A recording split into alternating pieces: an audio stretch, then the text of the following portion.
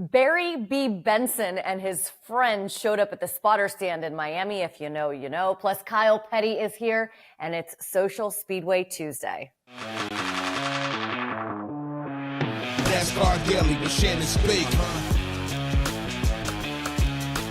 You make the honey, we make the money. We'll get to that in just a second. Hi, everyone. I'm Shannon Spake. Welcome into NASCAR Daily. It is Tuesday, October 29th. We've got a lot to get to today, so we weren't able to catch you up on all the action from Homestead yesterday because we were so busy covering the Tyler Reddick win and everybody moving to the Championship 4, Michael Jordan, but we are going to get you caught up on the weekend in just a second. Plus, Social Speedway, it covers everything from a really cool race fan who was at the racetrack to a spotter's worst nightmare and even a little dose of cuteness because we need to get that in. And Kyle Petty is going to be here in just a few minutes as well. I cannot wait to hear what he thought of the weekend and what he thinks about heading to Martinsville this upcoming weekend. Let's first start with the Truck Series because they were in action at Homestead in Miami. Grant Enfinger getting playoff win number 2 after a fuel strategy call.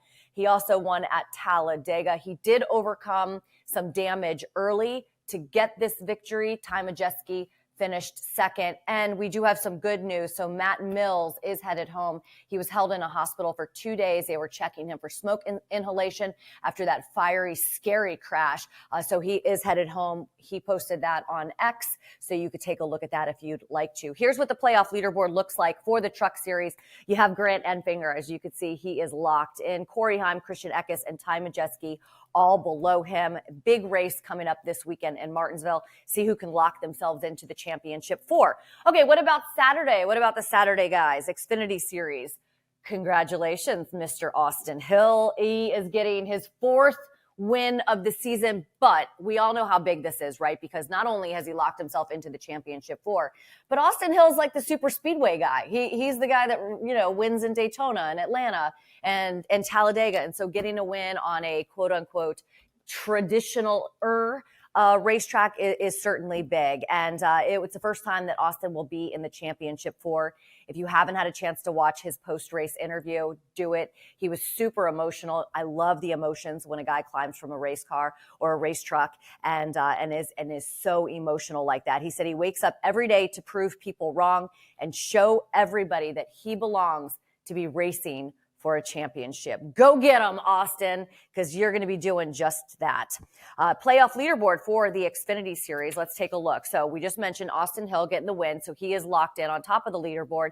AJ Allmendinger also locked into the Championship 4 with Justin Allgaier and your defending champ Cole Custer, 28 above that cut line. So big weekend for all 3 series, of course, in action in Martinsville. And you can check, we'll catch up on all that a little bit later on NASCAR Daily. Okay, Social Speedway time. How cool is this? Take a look at who was at the racetrack this weekend. Dave Portnoy from Barstool Sports hanging out with some of the race. Maybe he gave Tyler Reddick some good luck. I love the jersey, by the way, Dave. Take a look at that.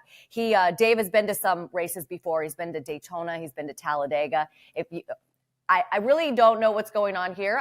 I'm not surprised that Noah Gragson has a sword inside of his hauler, but I don't know if I'm supposed to know what this is and just don't, but I love it. It's a good shot. But he's been to Talladega and to Daytona. And if you haven't watched the video of him in the Talladega infield, it's awesome. He's out there with a microphone talking to people. It's good stuff. And Dave, anytime you want to come on NASCAR Daily, we would love to have you on to talk about your experience in racing, as long as you bring Miss Peaches. All right. Have to bring Miss Peaches because we are dog friendly here. Okay. We're also kid friendly, as you know, because I love showing the kid shots. And thank you, Chase Briscoe, for this dose of cuteness. Look at those little munchkins. Oh my goodness. Yes. They are going to get older there, Chase. It's going to happen very fast. My twins are 14 years old, and it feels like just yesterday that they were like that. So that's Cooper Banks and Collins Ivy. So cuties. Keep those pictures coming. Please, Chase Briscoe and Marissa. Okay, so this is like everybody's worst nightmare. Take a look at the spotter stand this weekend at Homestead. Those are bees. Okay, so there was like a bees swarm up there at the spotter stand. I've seen some really large bugs flying from the lights. These guys are just, I mean, look, he's just standing there. He's like, nah, nothing phases me. I talked to a spotter who said told me that nobody got stung. Listen, if you did get stung, let me know. But I was told no one got stung, and they just kind of had to move down a little bit. But I did look it up, and it says when bees swarm, they're looking for a new home. Maybe they're race fans. Maybe they wanted to hang out and watch a little race. Who knows? The spotters are like, this is where we hang out. No bees. It's very, very scary stuff right there. I'm so excited to say hello to our friend Kyle Petty. You can find him at Kyle Petty on social media. Okay, ma'am, I watched some of your videos about Miami, and the word that you used was stupidity. Okay, so explain this to me. So I think the buzzword for the last couple of weeks has been aggression. We're too aggressive. Tyler Reddick was too aggressive. We've seen too aggressive moves. Listen, aggression and stupidity can go hand in hand sometimes, okay? So I'm not going to back away from that. I think this poor decision making, maybe that would be a more politically correct way to put it, poor decision making. I think we saw some poor decision making at Miami. It was a poor decision by Kyle Larson here at the end of the race to stuff that car in the middle of a hole that wasn't there on the outside of Blaney and with Austin Dillon in the outside. And poor decision, I felt like, from my perspective, Blaney not to cover that outside line. Denny Hamlin did everything he could do. Denny Hamlin, he controlled the race, and he said it. I should have been able to control it, but I couldn't control it at the end, and it got away from me. But I just think that there's a difference between aggression, and just because one media member says aggression, the rest of the media does not have to hop onto it. Have your own opinion on what you see on the TV or what you see at the racetrack. All right, what's your opinion of what Tyler Reddick, the move that Tyler Reddick made to win that race? Yeah, listen, I said it, and I said it in the hot take on NASCAR.com. Tyler Reddick showed what he was willing to do 7 laps into the race when he ran Kyle Larson all the way to the inside wall down the front stretch. So if you didn't think Tyler Reddick came to play, you were sadly mistaken. There are two drivers out there that come to the racetrack for one reason and one reason only, and it's not to make friends, it's not to do anything but take a trophy and go to the house, and that's Joey Logano and Tyler Reddick. And those are the two guys that are sitting in Phoenix right now waiting for everybody else to show up. And that's just the way it is. These guys, you put them at the front of the pack with 2 or 3 laps to go. We've seen it time and time again with Joey Logano, a phenomenal race car driver. We are beginning to see it time and time again with Tyler Reddick. He is going to make something happen. So when I look at things like that, there was no doubt in my mind as the tires equaled out and that last 7 laps. Listen, the way the race played out, it played perfectly into Tyler Reddick's hands, where with 15 laps to go, it looked like Tyler Reddick had let the whole race slip away, and that team had let the race slip away. But it came back to them, and when it came back to them, they took advantage of it. Yeah, I said that yesterday on this show, that I think Joey Logano and Tyler Reddick, 2 of the most aggressive drivers that we see, who will do anything it takes. It's almost like, I mean, I hate to say like, oh, remember back in the day, but I remember back in the day, like the Greg Biffles and the Kevin Harvicks. It's like, you're not going to take what's mine. I am going to take what's mine. I feel like those two, they encompass that more than most. Yeah, listen, we can go back in time, and it's funny, and I look at it. That there are guys, and Harvick was known as the closer. There have always been guys that can close. They can close. And you mentioned 2 great ones with Biffle and with Carl Kevin Edwards Harvick. Is another one, right? Yeah, exactly. And if we go way back in time, you go to David Pearson, you go to Gil Yarborough, you go to Dale Earnhardt Sr.